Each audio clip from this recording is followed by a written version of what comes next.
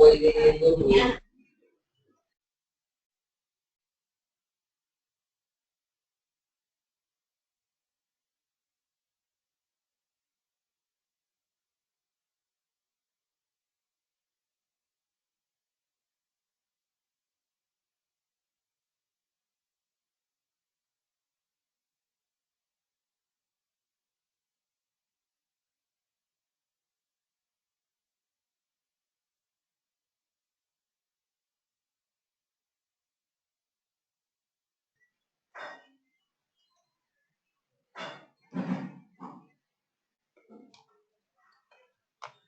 Buenas noches, ¿cómo están?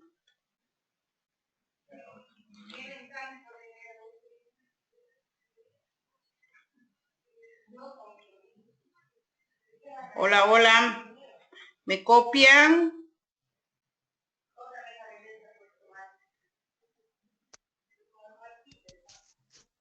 Buenas noches, doctora. Sí, se escucha bien. Hola.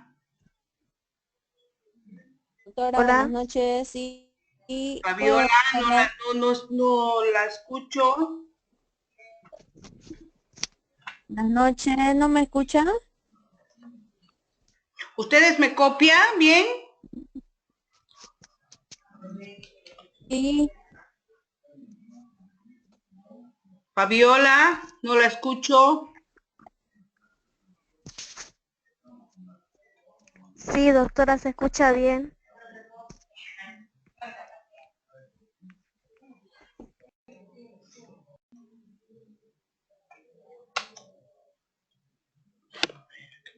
Acá.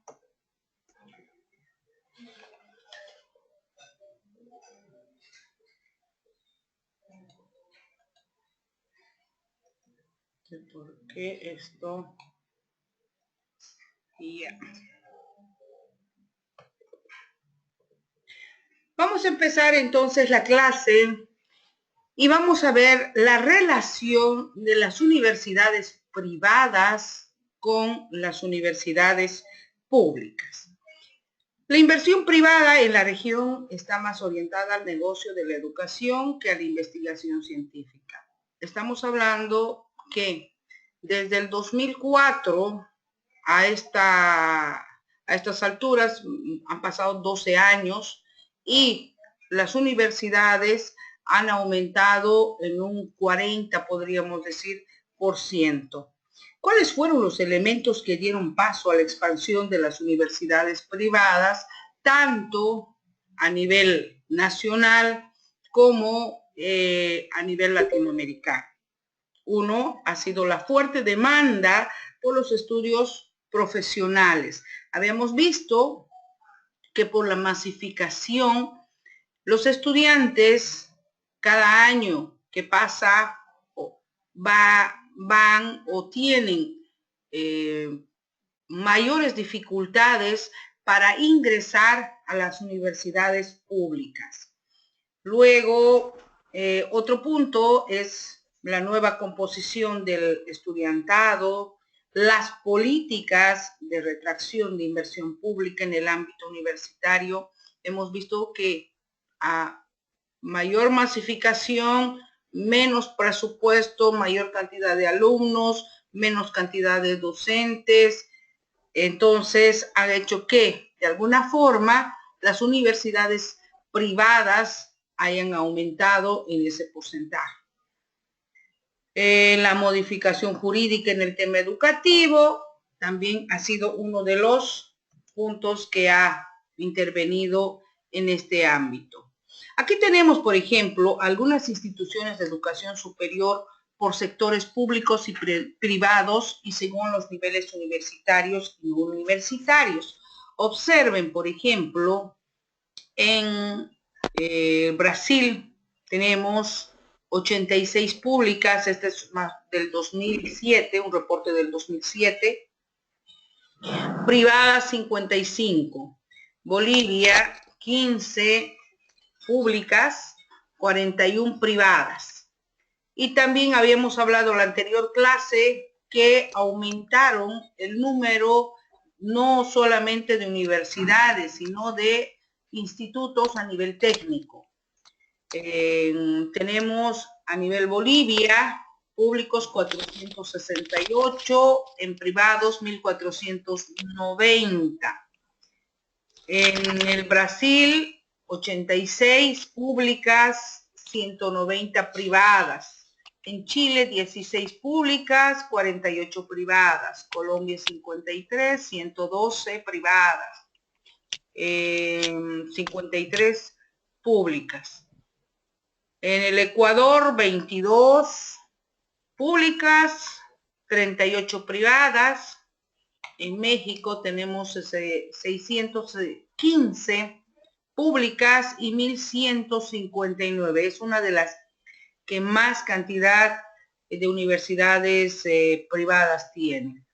En Panamá 5 públicas, Perú 33, República Dominicana 2, Uruguay 1, Venezuela 22 y así sucesivamente.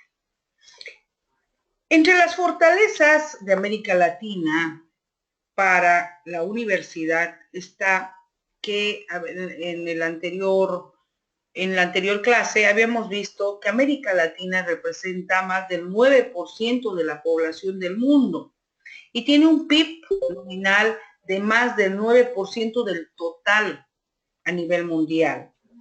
Si a esto sumamos una media de edad menor a 28 años, definitivamente la región se encuentra en una posición ventajosa frente a los países y a las regiones como por ejemplo el Japón, que habíamos visto, la edad era de 45 años, Europa 40 años, Estados Unidos 37 años, y casi una quinta parte del total de la población, que es más o menos un 17.8%, tiene entre 15 y 24 años, lo que significa que cuenta con 106 millones de jóvenes. Eso es un gran potencial para cualquier región a nivel mundial. La población de edad de trabajo en América Latina y el Caribe representa un bono demográfico, que habíamos dicho, sus edades oscilan desde los 15 hasta los 64 años inclusive, que aún pueden y deben ser capitalizados en la próxima década.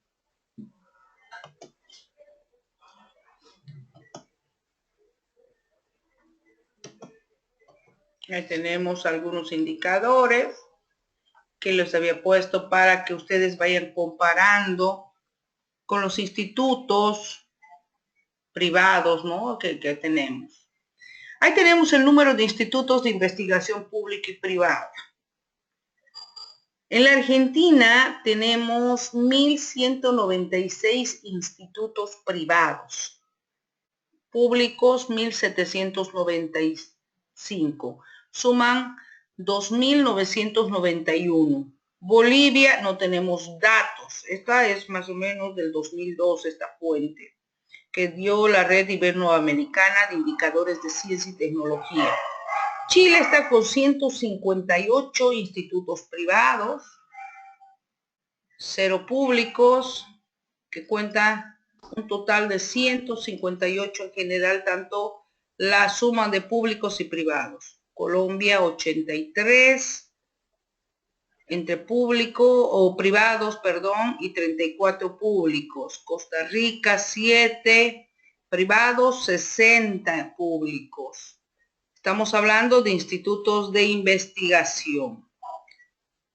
Costa Rica, luego tenemos Cuba, privados 0, institutos públicos 10, Ecuador 199 entre instituto privado y 138 institutos de investigación público, El Salvador 16 en total, Guatemala no tiene ni público ni privado, Honduras 2 institutos privados de investigación, 1 público, Nicaragua 29, 45 públicos, Panamá 31, 8 públicos, 7 institutos privados de investigación a nivel en el país del Uruguay, 69 en Venezuela. Sumando 2.154 institutos públicos a nivel Latinoamérica y 1.768 que suman un total de institutos de investigación tanto públicos y privados de 5.816.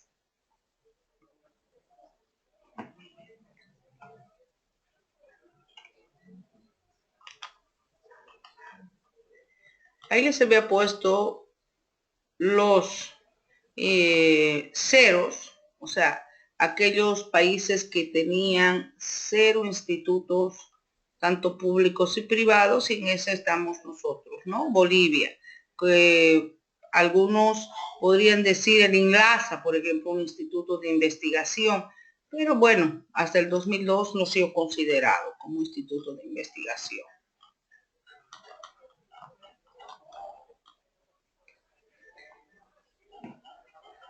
Vamos a hablar de la participación en la educación superior en la totalidad a nivel de la matrícula. Eso también ya habíamos tocado la anterior clase.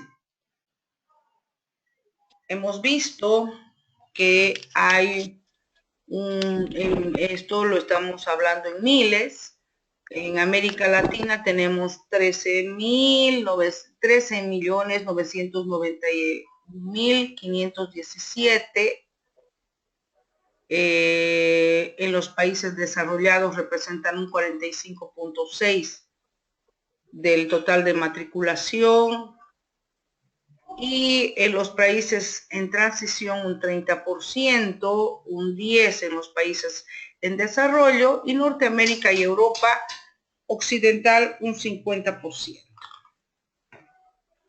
Ahí tenemos la tasa bruta de escolarización de América Latina y el Caribe en el mundo. Si nos ponemos a ver este cuadro, vamos a observar, por ejemplo, en los países desarrollados tenemos un 54.60% de la tasa bruta de escolarización, comparando con América del Norte y Europa Occidental, que representa un 57%. Los países desarrollados y América Latina están casi, América del Norte casi están por ahí, pero si comparamos América Latina con la tasa bruta de escolarización, tenemos casi un porcentaje de un 28.70%, nada más. La matrícula de la educación superior en América Latina, datos realizados por el año 2003, el 60% de la matrícula de la educación superior en América Latina en el 2003 se concentra en 3 países. Podemos observar el Brasil con un 28%, México un 17% y la Argentina con un 14%. Los retos son enormes cuando se tiene plena conciencia de que una de las funciones de la educación superior es contribuir a la movilidad social y al mejoramiento de las condiciones de vida de cada población.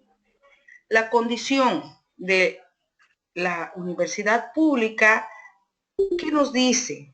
Nos dice que es un claro compromiso que debe tener con la sociedad en su conjunto, para que de esta forma, como lo hemos visto en la primera clase, se formen profesionales en todas las áreas del conocimiento.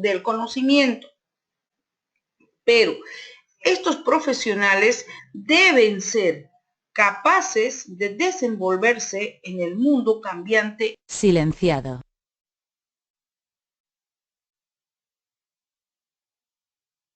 Sonido reactivado.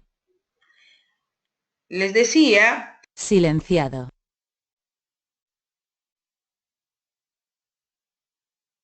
Sonido reactivado. Silenciado. Sonido reactivado. de que sean capaces de desenvolverse, pero en un mundo que tiene cambios, que tiene exigencias. Estos profesionales tienen que tener, además de ser o tener aquellas capacidades, deben tener conciencia y compromiso social y pensamiento crítico. El carácter público obliga también a qué cosa? A que los profesionales deben ser transparentes y también tienen como la sociedad de alguna forma contribuye a la formación de estos profesionales mediante la universidad pública, a que estos demuestren una transparencia y también rindan cuentas a la sociedad.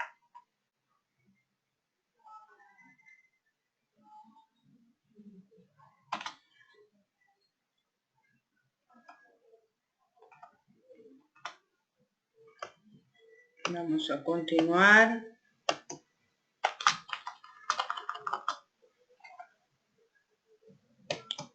Pasó acá.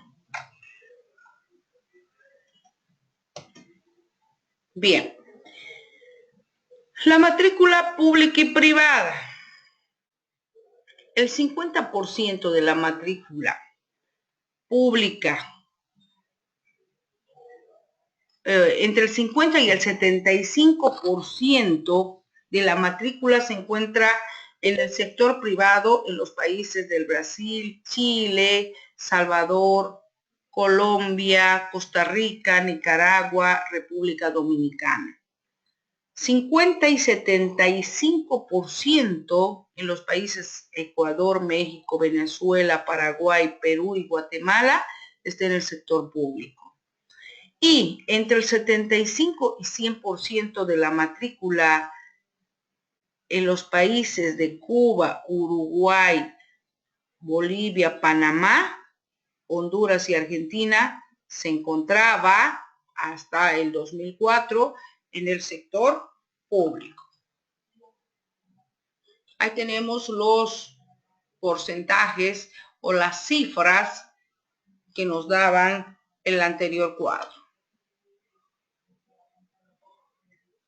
¿Cómo se dividían estas matrículas por las áreas de conocimiento en porcentajes? Por ejemplo, en la Argentina vemos que tiene mayor cantidad, y en la mayoría de los países latinoamericanos tienen mayor afinidad a las ciencias sociales, económicas, administración y derecho. Vemos, por ejemplo, en la Argentina un 39%, en el Brasil 41%, Chile 29%, Colombia 43%, Costa Rica 26%, México 40%, Panamá 41%, España 33%, etcétera. Pero ¿qué es lo que pasa comparando con agronomía, por ejemplo? Argentina tiene solamente un 3%, Brasil un 2%, Chile 5%, o sea, una de las carreras que menos porcentaje de matriculados tiene. La distribución ahí también tenemos por las áreas de conocimiento, ciencias sociales y jurídicas 42%, ingeniería, industria y construcción 14%, educación 10%, ciencias 9%, salud 9%, humanidades 6%, sector desconocido y no específico 6% y otros un 2%. O sea, el 57% de la matrícula de educación superior en América Latina y el Caribe se concentran en las áreas de ciencias sociales, empresariales y jurídicas y de ingenierías e industrias. Ahí tenemos los países seleccionados, por ejemplo, por el promedio ahí, ¿no? ¿Qué pasa, por ejemplo? ¿Qué dice acá?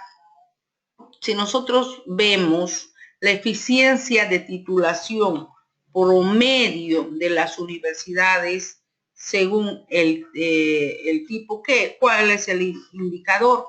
Nos dice que el indicador está de acuerdo a la cantidad de matriculados que van a permanecer en el tiempo que dure la carrera. Es decir, que se calcula el porcentaje de alumnos que ingresan en un determinado año y se titula en el tiempo prescrito por los respectivos programas. Se observa aquí para una muestra de países de América Latina y el Caribe que en la mayoría de los casos el porcentaje total, por ejemplo, de conclusión oportuna de los estudios se sitúa por debajo de un 50%. ¿Esto qué significa? Que los estudiantes que ingresan especialmente a las universidades públicas permanecen más de los 5 o 6 años calculados para que puedan egresar como profesionales. En algunos países como el Brasil y Venezuela, las universidades privadas tienen un mayor nivel de eficiencia interna, así medida, mientras que en otros, como ocurre en el caso de Chile, las universidades públicas muestran un mayor desempeño en el indicador de Colombia o en Colombia y Uruguay, ambos tipos de instituciones muestran un similar desempeño. Ahí tenemos cuánto invierte el gobierno en la investigación. Nosotros en Bolivia tenemos una realidad un tanto cruda. Eso lo vamos a ver un poquito si es que nos da tiempo hoy. Pero vamos a ver que en los otros países, ¿quiénes intervienen en la investigación? El gobierno, las empresas, organismos privados sin fines de lucro y la universidad.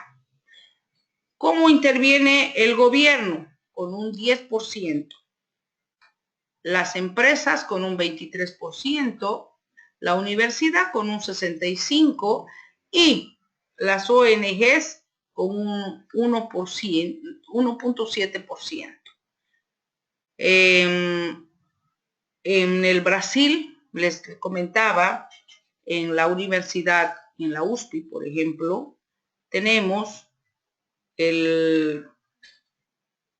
podríamos decir, la ventaja de que hay profesionales que están tiempo completo dedicados a la investigación. En cambio, en Bolivia tenemos investigadores, pero en las universidades públicas especialmente, ellos comparten la mitad del tiempo con dictar cátedras. Ahí tenemos, por ejemplo, los investigadores también. Por sector de empleo, la distribución de los investigadores por sector de empleo muestra una alta concentración en las universidades en el sector público. En el caso de Iberoamérica, con la consiguiente baja participación de investigadores de las empresas. Esto alcanza a más del 18% solo en España, Brasil y Portugal. ¿Cómo interviene? Lo hemos visto. En la Argentina interviene el gobierno en un cierto porcentaje que está por debajo del 40%. La empresa privada en 11.3% y las instituciones de educación superior que corresponde a la universidad en un 20 a 30%. En Bolivia tenemos que el gobierno está en un 15%, un 5% la empresa, estos datos son del 2005, y la universidad es la que está asumiendo la mayoría del gasto. Pero les comentaba que a nivel nacional, tanto en la Universidad, en la Gabriel, por ejemplo, son pocos los docentes que están designados a la investigación como docentes investigadores.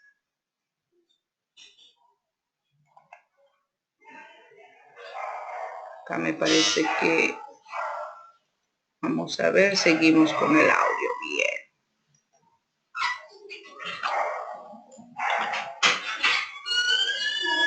La participación de Iberoamérica en el total de la producción científica mundial durante el lapso del 1988 y el 2003.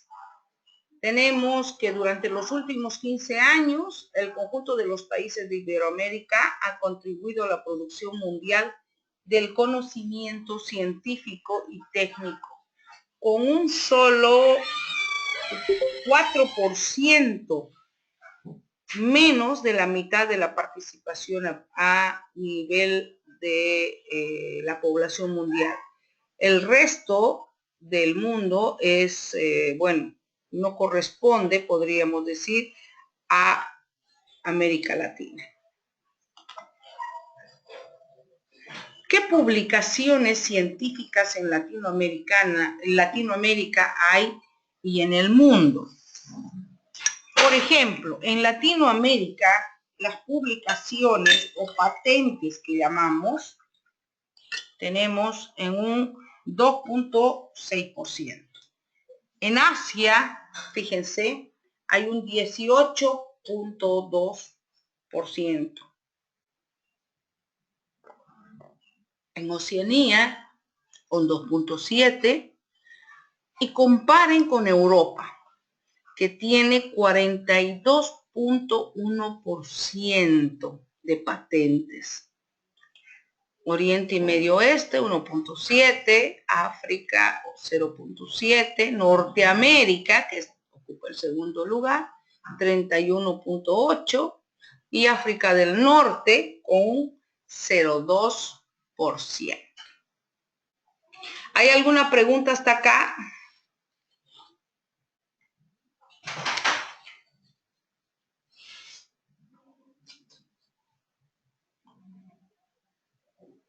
Muy bien, Claudia.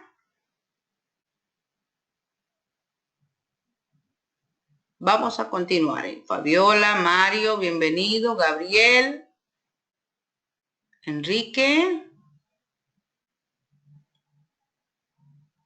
Continuamos. Vamos a ver entonces los desafíos de la educación superior en América Latina y el Caribe. Otro de los desafíos de la educación superior en la región es el de la globalización que en varias de sus facetas plantea el doctor de la Fuente, que es uno de los grandes estudiadores de la educación de la UNAM en México. Y él se pregunta, ¿cómo satisfacer las necesidades del mundo sin fronteras al que nos dirigimos? ¿Cómo incorporar las nuevas tecnologías para fortalecer la nueva enseñanza universitaria sin desnaturalizarla? ¿Cómo podríamos resolver el grave problema del financiamiento de la educación pública? Y finalmente también se pregunta cómo hacer de la investigación una política para el desarrollo, cómo conjugar desde la práctica autonómica, es decir, desde la libertad de cátedra e investigación, la interrelación con los poderes públicos y el capital privado.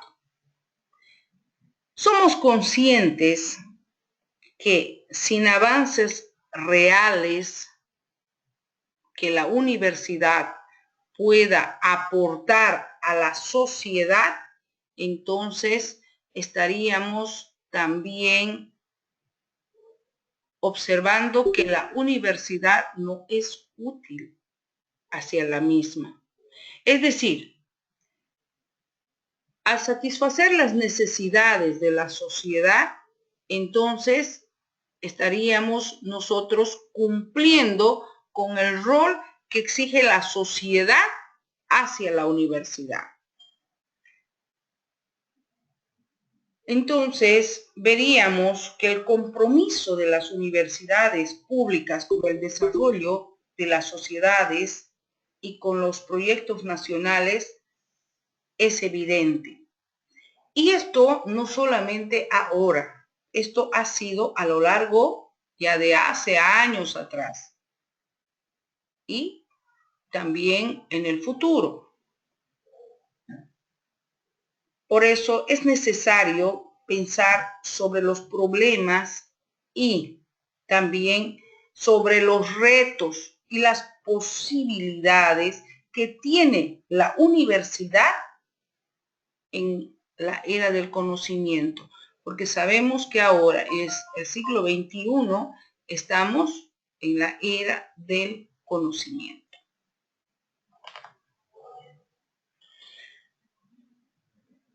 Universidad versus sociedad del conocimiento. La universidad y la sociedad a lo largo de toda la historia ha tenido una relación conflictiva a la vez imprescindible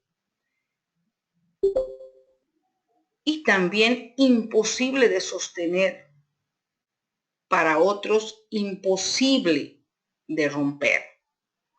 La universidad y la sociedad tienen una relación conflictiva e imprescindible desde hace años atrás. ¿Qué dice, por ejemplo, el profesor Guillermo Echeverry, que es este señor, de la Universidad de Buenos Aires? Dice, es necesario que la universidad se aboque a desarrollar jóvenes que adquieran un análisis crítico de nuestro entorno, que participen de lo que sucede alrededor de ellos. La universidad no solo debe adaptarse a nuestra realidad, sino que esa realidad debe prestar mayor atención en lo que se piensa dentro de la universidad y en lo que hace. O sea, debe haber una cierta correspondencia en lo que se piensa y en lo que se hace al interior de la universidad. Perdón.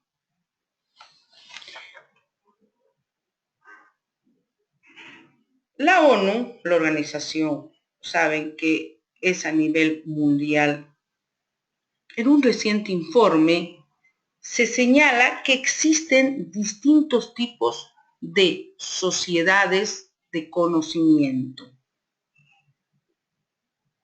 Por una parte, tenemos la sociedad del conocimiento nominal, pues solo lleva el nombre, pues en su interior tiene un desarrollo industrial desproporcionado. Este desarrollo desproporcionado es también desequilibrado y es contradictorio con las condiciones y los problemas de exclusión y pobreza que presenta su población a pesar de los avances tecnológicos. Y además tiene una desmedida contaminación ambiental que pone en riesgo el cambio climático, tanto la contaminación por la basura que estamos viendo acá, como la contaminación industrial. La sociedad del conocimiento inteligente. ¿Qué pasa con la sociedad del conocimiento inteligente? Por otra parte, la sociedad del conocimiento inteligente es una sociedad organizada que en conjunto es la que decide qué es lo que le interesa a su población y no así a las grandes empresas o gobiernos autocráticos. Es una sociedad eficiente y de progreso, compleja, interactiva, pero que está pendiente de los niveles de calidad y el bienestar de la seguridad de su población.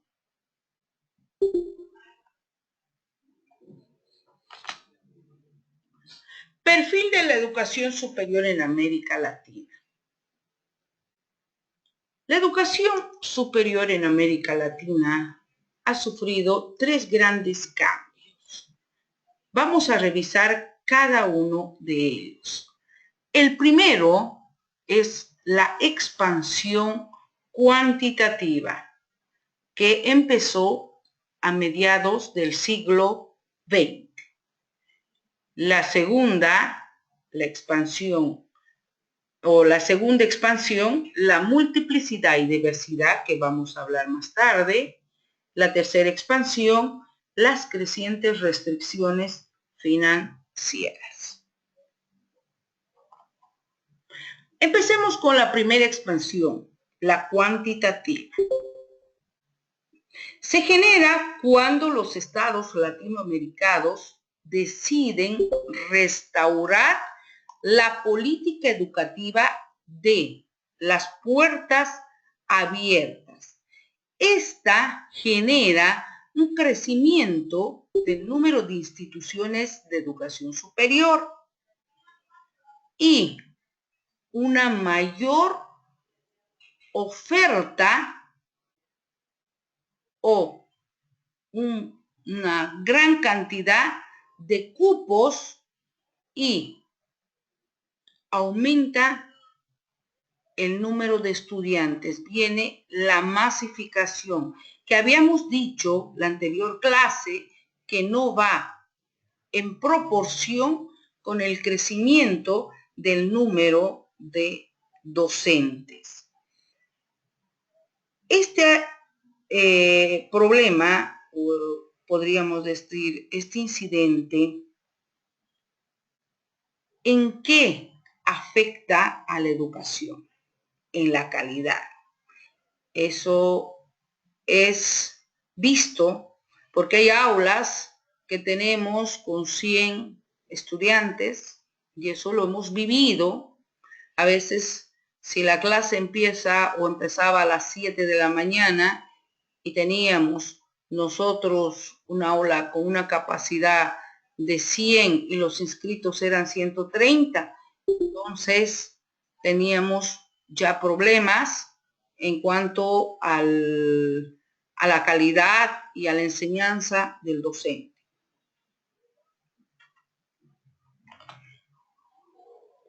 La segunda expansión es la multiplicidad y diversidad, con crecimiento de subsistemas de educación superior que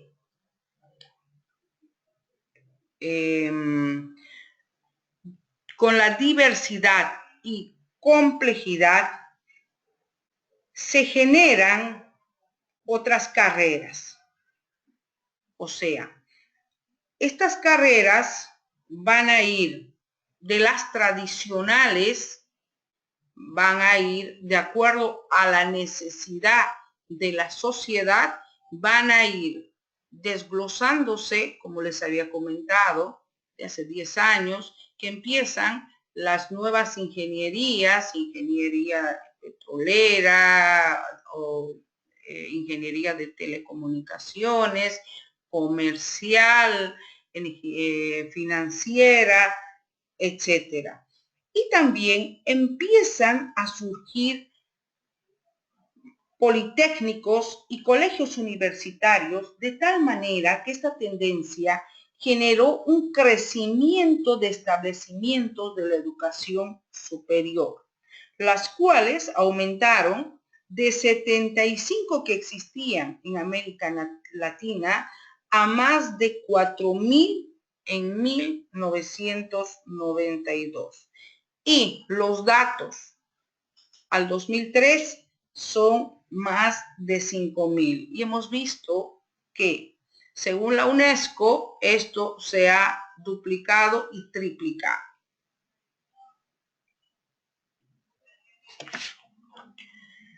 La tercera expansión. Tenemos las crecientes restricciones financieras. Esta tendencia se opone al proceso de cambio, ya que genera un proceso de cambio y desarrollo del subsistema de educación superior, debido a la falta de financiamiento en el sistema público. No hay presupuesto, por lo tanto, hay deterioro de las instituciones, hay disminución del gasto de los estados, disminución del gasto público en el sector educativo y, por lo tanto, hay tensión en las instituciones para recuperar los costos y encontrar fondos, dando cabida a una interpretación con estrechez de la necesidad de la autonomía.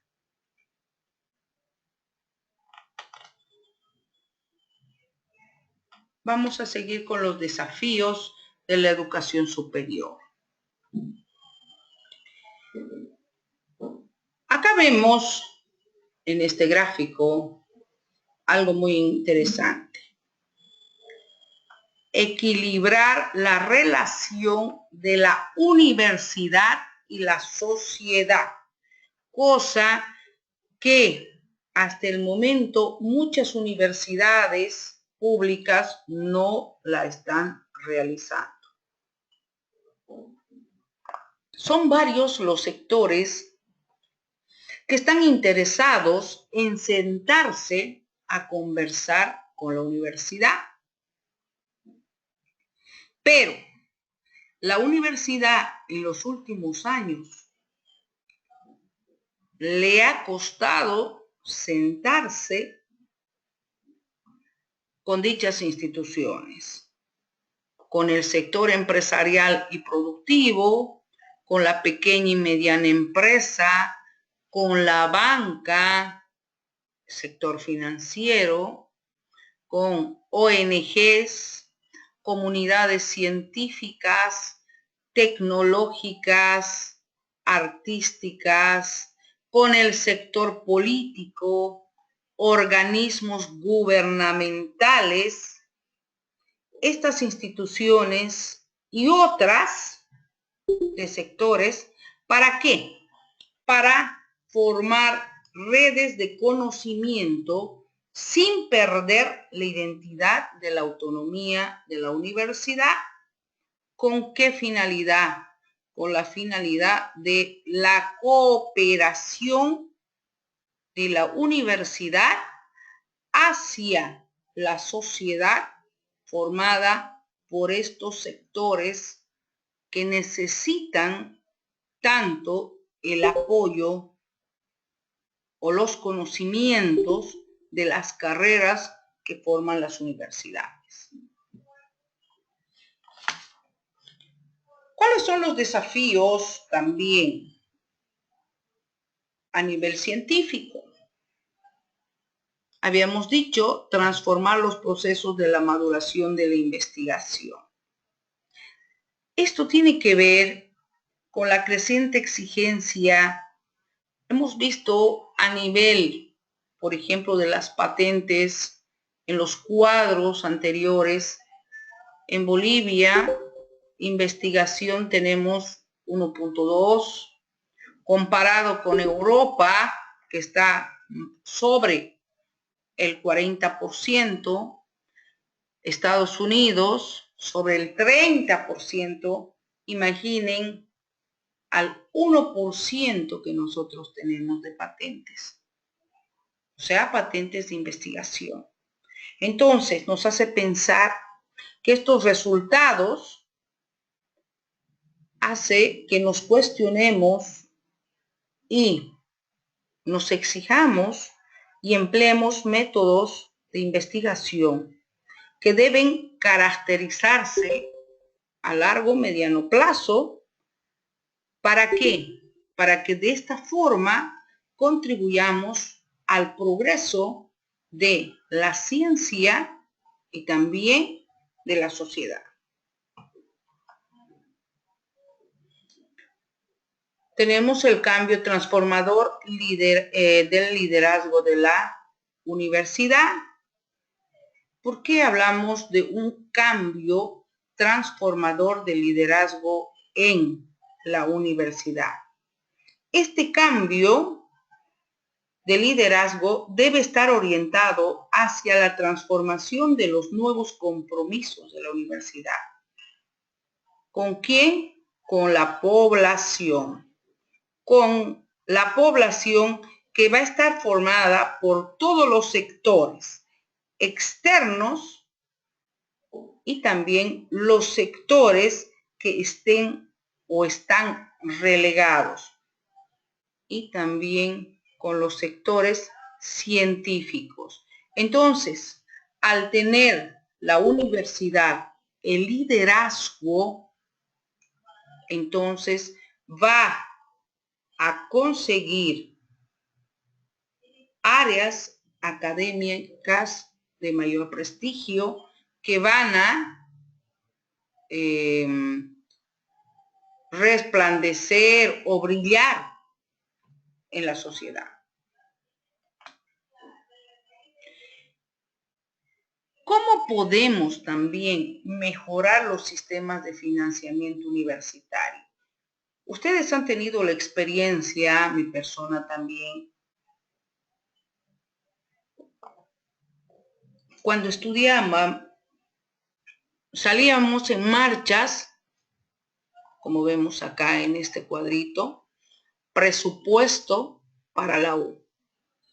Entonces, la universidad también debe mejorar los sistemas de financiamiento, pero no solamente depender de un financiamiento gubernamental, sino debe desarrollar estrategias de financiamiento propio. ¿Cómo? Realizando investigación, produciendo, creando, siendo un ente de apoyo a la gobernación, al gobierno, a ONGs. Al prestar sus servicios va a adquirir también dinero, y de esta forma también va a poder mejorar la remuneración a sus docentes, el número de docentes, la infraestructura, si ustedes quieren, los medios que se utilizan dentro de la universidad, etcétera, etcétera.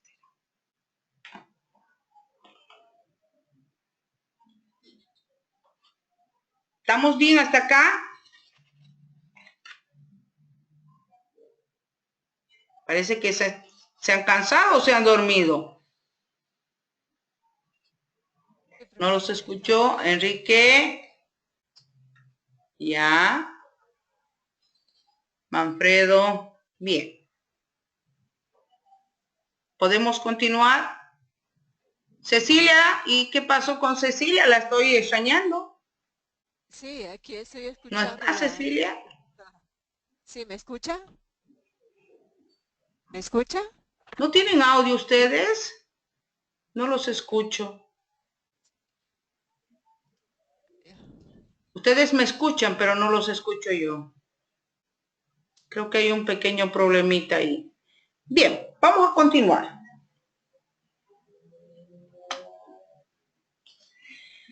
Seguimos con los desafíos, valores y principios de las universidades. Estos valores y principios de las universidades, vamos a tocar estos puntos. Defensa y promoción de la autonomía.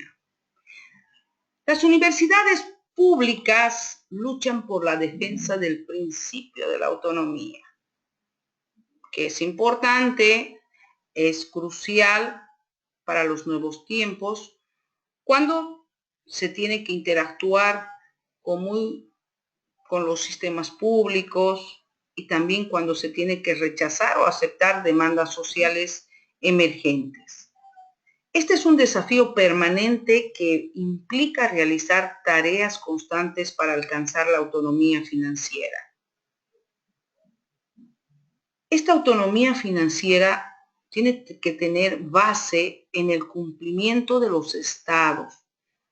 Tienen que tener un financiamiento para que la educación superior no pare. El fortalecimiento de la laicidad. ¿Qué significa eso? La universidad de este ciclo debe fundar su acción en los valores de la laicidad, que es condición necesaria para una vida democrática y el desarrollo libre de las personas, el compromiso con la verdad, una verdad científica que obligue a que haya una responsabilidad ética por la libertad de conciencia, que sea defensora del derecho que tiene cada individuo de formar su propia visión del mundo, que nadie le imponga doctrinas, que esté alejada de fanatismos, etc. Debe formar ciudadanos del mundo. Debe continuar asumiendo el desafío que representa la función central del proceso educativo. Es decir, que debe formar seres humanos libres, responsables. Estos seres humanos deben estar informados, deben ser tolerantes, respetuosos de los derechos humanos, que estén comprometidos con el cuidado y mejoramiento del medio ambiente, que lleguen a ser ciudadanos del mundo, pero con capacidades interculturales, capacidades que estén acorde a la realidad actual del siglo XXI y no realidad del siglo anterior. También podríamos decir que estos ciudadanos, por eso los he puesto entre comillas, ciudadanos del mundo, deben ser responsables y respetuosos de las diferencias étnicas, culturales, religiosas y que tengan conciencia planetaria y sean capaces de hacer frente a la incertidumbre. Uno de los valores también de la universidad es la responsabilidad social. Este punto lo habíamos tocado, si ustedes se acuerdan, la primera clase, que es la promoción y puesta en práctica de la responsabilidad hacia la sociedad. O sea, la universidad no tiene que solamente dedicarse a dar la parte académica, dar las asignaturas de las mallas curriculares, sino que es necesario que estas asignaturas estén vinculadas con actividades de acción social. Por ejemplo, les había comentado, se pueden hacer, si estamos en el área de medicina, por ejemplo, se pueden hacer brigadas de salud a aquellas comunidades, barrios donde la medicina o los médicos o las mismas comunidades no tengan acceso monetario o no tengan posibilidades para poder realizarse revisiones y de esa manera tener una salud adecuada. Diseño y elaboración de proyectos para responder a las necesidades nacionales y globales. La responsabilidad y el compromiso social obliga a que las universidades se constituyan en agentes de proyectos de desarrollo en el ámbito local. Estos esfuerzos deben estar inscritos en los proyectos nacionales y en su caso deben buscar que estén asociados y contribuyan al conocimiento global. Es importante que las universidades generen para sí mismas la capacidad suficiente para enfrentar un doble reto, que es atender los problemas y las necesidades para el desarrollo nacional, al mismo tiempo que los problemas de orden global que van a afectar a la sociedad. La protección del medio ambiente. Les mostré hace un momento unas diapositivas donde estamos realmente en un momento donde el medio ambiente no importa a muchos jóvenes, niños ni ancianos. Entonces, la universidad debe respetar su entorno y promover una formación responsable y respetuosa de nuestro entorno. La universidad requiere educar con enfoque de sustentabilidad. Debe promover la atención y disminución de los impactos en el medio ambiente.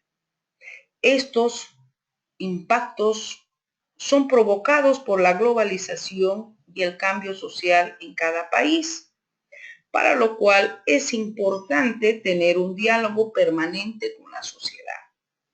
La universidad entiende que el tratamiento del medio ambiente necesita el conocimiento multidisciplinario y cubrir todos los sectores sociales, particularmente aquellos donde los problemas ambientales se tornan a veces un tanto más agudos.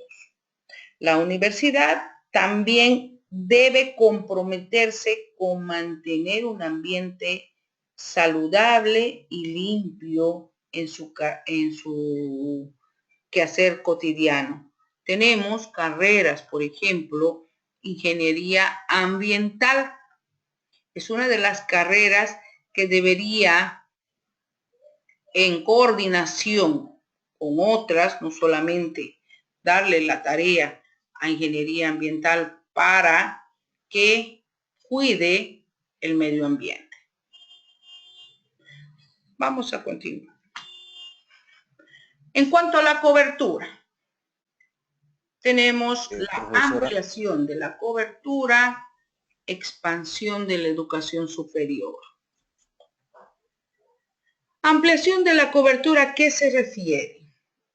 La universidad del presente siglo debe recuperar o fortalecer su función como medio de movilidad social y como recurso para reducir la desigualdad.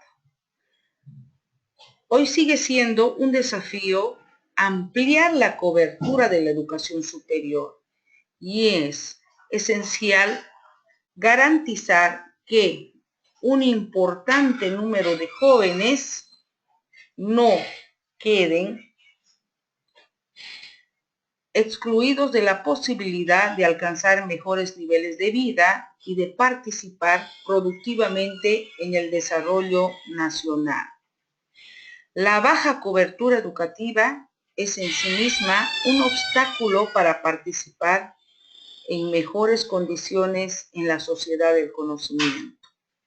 Entre otras acciones para incrementar la cobertura, es necesario ampliar y mejorar la calidad de los sistemas abiertos y también a distancia, además de utilizar todas las posibilidades que nos ofrecen las tecnologías de información y de comunicación. O sea, nos estamos refiriendo a las TICs. Expansión de la educación superior. ¿A qué se refiere esto? A partir del aumento indispensable de la cobertura, las universidades de la región van a experimentar el reto de una mayor expansión de los sistemas de educación superior. Y como consecuencia, el reto de formar académicos bajo la figura de profesor, docente, investigador, van a ver o se van a crear nuevas instituciones públicas y se va a ampliar algunas de las que ya existen, que están ya investigando. Asimismo, la expansión supone que los actores y las fuerzas interesadas en la educación superior van a hacer arreglos en el sector público y en el privado para que el crecimiento institucional resulte adecuado y la enseñanza satisfactoria y pertinente a las necesidades del entorno social. Pero la expansión por sí misma no es suficiente. Se tendrá que propiciar la introducción de ¿qué? De avances pedagógicos, además de producción de contenidos educativos. ¿Con qué motivo? Para el mejoramiento del proceso enseñanza-aprendizaje. Esta expansión de la educación, además, debe basarse en un criterio distributivo que tienda al equilibrio para que de esta manera bajen o disminuyan las desigualdades que existen en cada país en materia de oportunidades educativas a nivel de la educación superior. En cuanto a la investigación, incremento de las actividades de investigación y la formación de los investigadores. Esto es un gran desafío que muchas universidades ya lo están aplicando. El gran desafío para las universidades a nivel latinoamericano consiste en mantenerse como el sitio donde va a avanzar la ciencia, la tecnología. Además, en el corto plazo, se deben formar investigadores, se debe realizar investigación de alto nivel. Eso requiere que las universidades cuenten con las condiciones apropiadas para ¿qué cosa?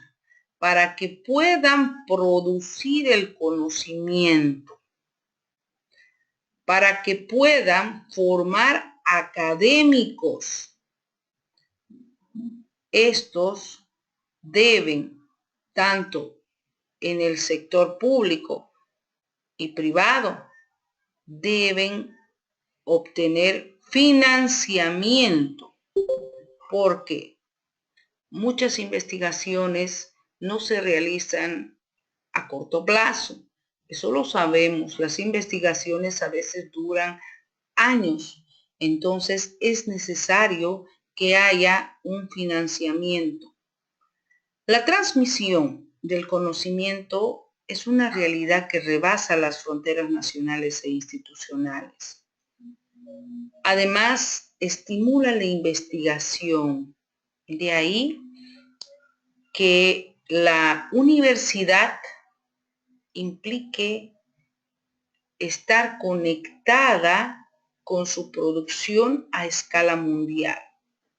En este sentido, la universidad debe cambiar, y en muchos países ya está cambiando. Les he dado el ejemplo cercano del Brasil, hacia un espacio donde circulan flujos de conocimiento que provienen de diversos orígenes. Estos son aprovechados para elaborar conocimientos propios. La universidad es la única institución social que puede desempeñar este papel de recibir, procesar, producir conocimientos pertinentes al mismo tiempo, para que el campo científico y la sociedad en su conjunto estén de acuerdo y estén en continuo feedback.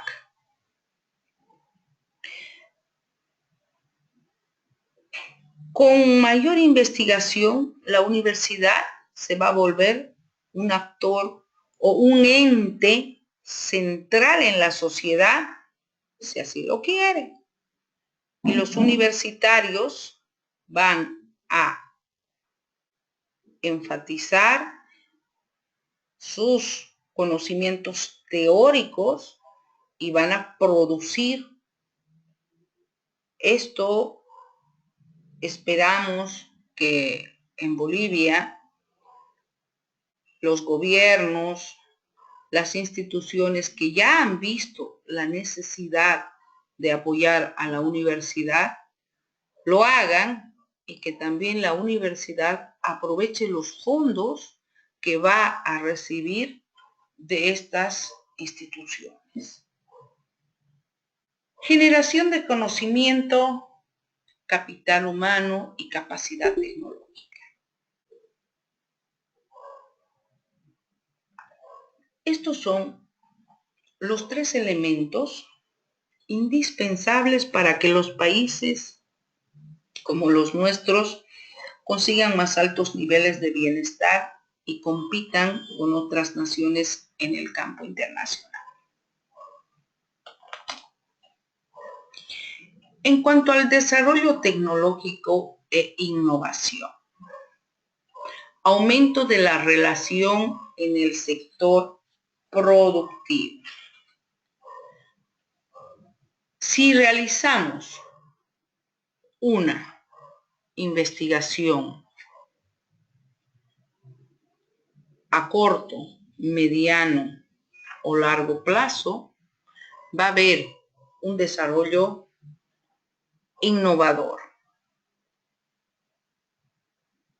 La universidad puede colaborar en la construcción de una economía del conocimiento. Esto implica necesariamente que va a existir un sector productivo que va a aprovechar el conocimiento y que esté dispuesto a establecer alianzas con instituciones académicamente autónomas, como lo hemos visto en la anterior diapositiva. De esta manera se pueden crear alianzas en el sector privado, sector público, ONGs. Asimismo, debe tenerse en cuenta que el sector productivo contiene una parte pública y otra social que deben ser atendidas por la universidad. En particular, las universidades pueden colaborar para formar personas dedicadas a la administración, vista como tecnología de conducción organizacional, para que los gobiernos logren mayores niveles de eficiencia, que probablemente estarán asociados con la legitimidad que se les reconozca. Fomento de la vinculación universidad-empresa. La productividad y complejidad de las sociedades contemporáneas, así como el bienestar social y cultural, son cada vez más dependientes de la educación, de la ciencia y la innovación tecnológica. Generar innovación para el desarrollo. La universidad debe irradiar hacia su interior y hacia el conjunto de la sociedad una cultura de la innovación y aprecio por el quehacer científico. Participar en la generación de empresas de base tecnológica. Las propias universidades deben impulsar más decididamente la formación de empresas de base tecnológica como un derivado de la investigación que realizan en las diferentes o en los diferentes campos científicos. Afrontar las tensiones con el mercado. Otro de los retos que tiene la universidad o las universidades es sortear las tensiones entre el Estado y el mercado. Las relaciones entre ambos deberían organizarse bajo el principio de cooperación, aceptando que la rectoría de la política educativa nacional le corresponda al primero, para que de esta forma se pueda salvar las posibles tensiones que puedan existir entre los gobiernos y la universidad. Deberían tomar los gobiernos una iniciativa de hacer una convocatoria amplia para acordar un programa de colaboración con las instituciones académicas y las empresas. La debilidad de este vínculo es un obstáculo de primer orden para estimular una economía basada en el conocimiento. Sobre este punto, a nivel nacional, vamos a tocar, seguramente ustedes han oído hablar de Innova. El gobierno, hace poco, el 2015, convocó a un concurso a nivel nacional que se denominaba, si no me equivoco, Innova Tecnología, algo así. Bueno, la idea era la siguiente. Puso la convocatoria a las universidades, tanto públicas y privadas, para que presenten trabajos de investigación, y los mejores trabajos de investigación iban a ser apoyados por el gobierno. Actualmente ya hay la revista, tengo entendido que es Innova Tecno, es el segundo número que ya este año va a salir, y que de alguna forma está queriendo fomentar la vinculación universidad-empresa. Es decir, trabajos que los estudiantes, por ejemplo, he visto últimamente que han hecho robótica en la universidad, pueden ser apoyados con la colaboración de esta institución innova para que ese producto, qué sé yo, un robot doméstico que vi en una de las presentaciones que realizaron en la Facultad de Ingeniería, pueda realizarse y pueda salir al mercado. Muy bien, vamos a quedar acá. ¿Tienen alguna pregunta? Profesora, buenas noches. Una consulta. Hola.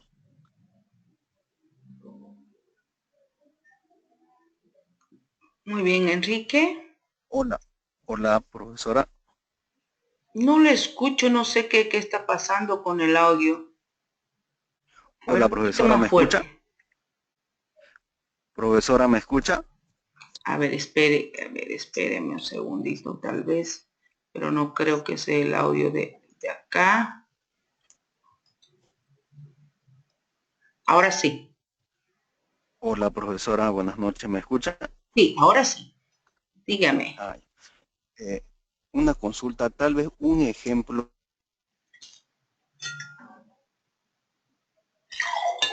¿Sí? Siga, lo escucho. de...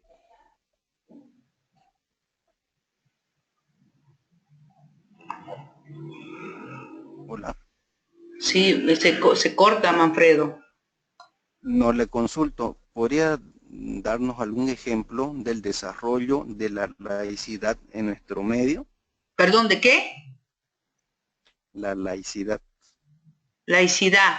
Sí, Bueno, sí, correcto. ¿perdón? Sí, correcto, laicidad. Ya. En nuestro medio, bueno, estamos tratando de que haya una correlación entre la universidad y la sociedad. ¿Estamos de acuerdo? Entonces, Sí, ¿qué es lo que queremos nosotros? Que haya una cierta, podríamos decir, valoración o una escala de valores que se da a la parte interna, porque habíamos visto nosotros en la primera clase los pilares de la educación y que era el aprender a ser. Entonces, esta condición es necesaria ¿para qué? Para que la vida de las personas y el desarrollo de estas mismas sean democráticas y libres. Mis principios o mis derechos terminan cuando empiezan los tuyos. A eso se refiere Manfredo. No sé si me comprendiste. sí, sí, le comprendo. No más que todo quería un ejemplo en sí de algo notorio tal vez en nuestra sociedad Por eso, que, si yo, que si yo, refleja. si yo hago que soy el dueño del aula de problemática de la educación superior a nivel Latinoamérica y en este caso digo a nivel de la Gabriel, y digo, bueno, ustedes hoy no se conectaron a las 8, entonces van a tener menos 30 puntos. Pero no es, eso no es tan así. Seguramente ustedes han debido tener sus motivos para no conectarse a, a las 8. Y me dirán, bueno, sabes que en la anterior clase le habíamos pedido que por favor nos conectemos a las 8:30. Yo salgo a las 8 y hasta que llego a mi casa tengo que poner, bueno, una serie de cosas. Entonces, eso hace que haya una comprensión de parte mía hacia ustedes y también, no por el hecho de que tenga yo la autoridad, entre la nota, por decirles, pueda decirles, y la próxima vez, si ustedes no están conectados a las 8 de la noche, yo les voy a poner otros 30 puntos y además nadie aprobado. No sé si me entiendes, Manfredo. Copiado. ¿Sí? Muy buen ejemplo, profesora. Muy buen ejemplo, profesora. Gracias. No las estoy diciendo en serio, por si acaso. ¿Ya? Es un ejemplo para que entiendas. Profesora. Ok, gracias, profesora. Muy amable. No, Eduardo, no se asuste. Ya se asustó Eduardo. Profesora, no sé si me escucha. Cecilia, te estaba extrañando. Sí, lo que sucede es que nos había silenciado. Yo le silencié, perdón.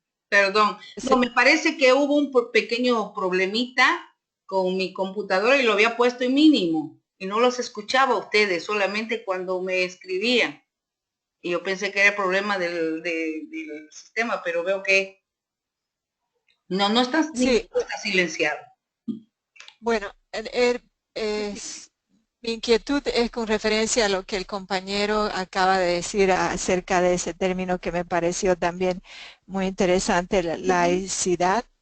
Ya. Cuando habla de los valores y principios de las universidades, o sea, el fortalecimiento de la laicidad, que entonces mi pregunta es de qué medida o desde qué ángulo, de qué nivel se incorpora este fortalecimiento, o sea, desde el nivel de los programas de currículum de la enseñanza de la universidad o de las políticas de la universidad, desde qué nivel se incorpora este término. Ya. Bueno. El compromiso es prácticamente con la responsabilidad ética del docente. Con la responsabilidad, la libertad de conciencia, la libertad de defender los derechos que tiene cada individuo para formar su propia visión y para pensar, como les había dicho anteriormente, mis derechos terminan cuando empiezan los tuyos. Entonces, una asignatura específica para darte esto no hay. Sino, tenemos que dentro de las asignaturas colocar la escala de valores humanos. Y ahí sí podríamos fomentar la conciencia, el compromiso, la ética, la responsabilidad, el derecho, etcétera, etcétera. ¿Me comprende, Cecilia? Pero Sí, bueno, entendería yo como que estos valores se incorporarían desde el punto de vista de la práctica docente en su clase. Bueno, que los valores no es algo que se enseña, sino tendría que de alguna manera incorporarse en la práctica docente de una manera indirecta, es decir, despertando en el individuo los valores que usted acaba de mencionar como ejemplo ahorita. Mi pregunta específica es si el docente al diseñar su práctica de enseñanza para dictar sus clases, debe incorporar este elemento o los valores en sí dentro de sus actividades. Es desde ahí, desde ese nivel que se incorpora o se fortalece la laicidad. Sí, es importante, sí, desde ahí. Es importante, aunque tu asignatura o la asignatura o las asignaturas que el docente dicte no tengan como contenido los valores. Hemos visto que dentro de los pilares de la educación está el ser. Entonces, no podemos hacernos de la vista gorda o hacernos oídos sordos a esta realidad que vivimos. Debemos dedicar y fomentar el cultivo de los valores, si es posible, en cada asignatura. Dedicar 15 minutos o 20 minutos para hablar de un valor, para hacer o conocer la diferencia entre una persona con valores y una persona sin valores. Porque la juventud, los estudiantes que van a tener, que tenemos en la actualidad, están carentes de valores, no conocen límites, desconocen la diferencia entre un profesional con valores, entre una persona con valores éticos, morales, y una persona, yo siempre les digo a mis estudiantes, ¿cuál es la diferencia entre una persona ordinaria? No me estoy refiriendo a la parte soez, peyorativa, sino ordinaria en el sentido común del montón. Y una persona extraordinaria. 5 letras. El extra. El plus que tiene ese profesional, esa persona, el extra que está formado por los valores. Es una persona puntual, responsable, respetuosa, ética, con una serie de,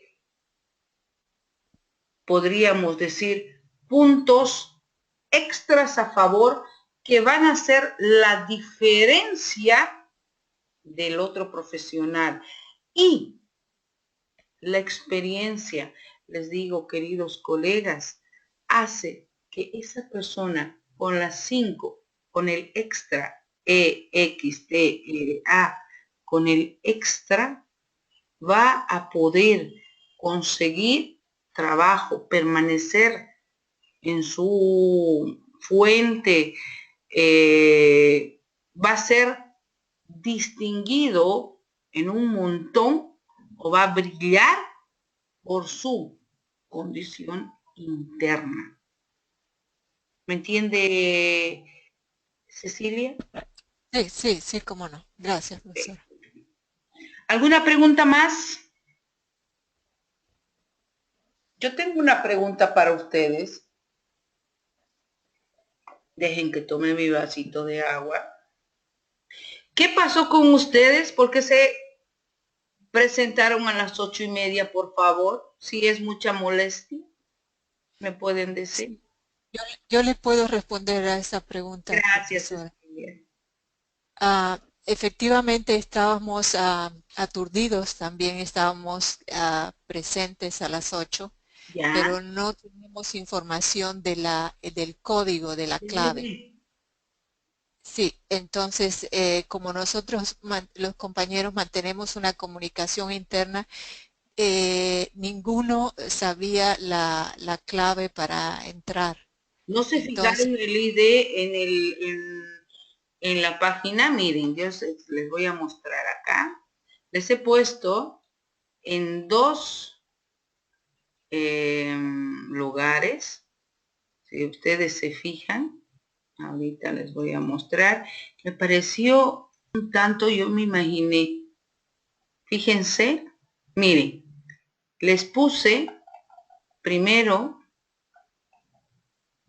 en fecha del 20, ahorita esto lo vamos a actualizar, del 20, porque me sorprendió, dije, ¿qué habrá pasado? ¿O lo habré puesto mal? Miren, les puse el ID de la reunión es tanto para el 20 de octubre, ojo, pero en la tarde, apenas me dieron el ID, yo lo había puesto acá, porque dije, se van a confundir, porque esto ya les había dado, si ustedes se fijan, les había dado la anterior clase, estos IDs. ¿Se acuerdan? Les dije Sí, estos. sí, pero justamente no aparecía. Pareciera que como la Es, plataforma no se había actualizado porque no aparecía. no les aparecía. Y este de acá abajo, ¿no lo vieron? Este ID. No. Eso aparece cuando ya eran las 8:10 o 8:15. Ya. O sea, la plataforma no la actualizó y recién apareció. Exactamente. Perfecto. Ya. Muy bien. Muy bien. Si no hay otra pregunta, si no tienen más preguntas, entonces nos vemos la próxima clase, que ahí ya vamos a tocar los rankings de las universidades, las mejores universidades a nivel Latinoamérica. Vamos a tocar un poco ya por la inquietud, creo que era Manfredo o Milton, no me acuerdo, por cómo estamos acá en Bolivia, aunque hemos ido tocando en las anteriores clases. ¿Están de acuerdo? Muy bien, Sí, joven. profesora, una consulta. Profesora, una consulta. Sí. Quería saber si podría ser posible que nos pudiera colgar tal vez las presentaciones de las clases, el material en diapositiva. Todas las diapositivas yo las estoy grabando. El ingeniero me pidió que las grabara y él las va a subir, si no me equivoco, el próximo fin de semana. Me dijo el Ya. No, me refería a la presentación, ya sea en PDF o diapositiva, por eso, del contenido. todas las clases, yo se las voy a... ustedes quieren aparte de la grabada. Exactamente, sí. Para poder leerlos así sin audio. Sí, para poder ir pasando a gusto según uno vea. Perfecto. Yo se los voy la a diapositiva pasar, que llame más la atención. PDF, se los voy a pasar desde la primera clase hasta la clase de hoy. ¿Les parece bien? Ok, gracias, profesora, muy amable. Muy bien. Que pasen muy buenas noches y nos vemos la próxima clase. ¿Estamos de acuerdo? Profesora, buenas noches. Sí. Una consulta respecto a la evaluación, no sé si ya se habló, pero ¿hay alguna metodología en especial, hay algún criterio que se va a tomar? ¿Me estás hablando del trabajo final? De la evaluación general, profesora. Sí. Voy a darles la próxima clase un trabajo sencillito que ya lo tengo ya estructurado y en base a eso va a ser su calificación. Y seguramente, porque tengo entendido de que graban las asistencias, eso también me lo van a pasar hasta el viernes, me dijeron, y en base a eso va a ser su nota. Muy bien, profesora, gracias. ¿De qué, Emilio? ¿Alguna pregunta más?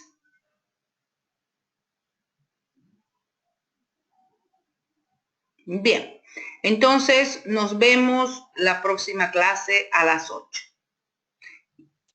Gracias, profesora. A ustedes. Buenas noches.